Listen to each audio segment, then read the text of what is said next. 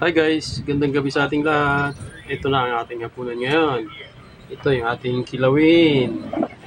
Ito yung ating seaweeds.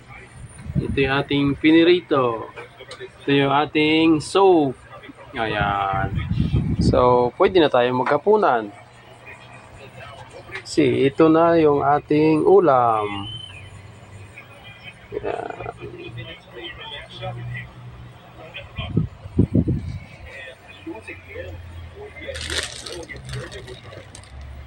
With white bread. Kain na tayo guys. Puro masustansya yung pagkain natin ngayon. Kinilaw na isda, pritong isda, seaweed, saka yung ating sinabaw. Tapos mamaya, dadagdagan natin ng prutas pang dessert pagkatapos kumain. Yan. Okay. Let's go. Let's eat guys. Tonight.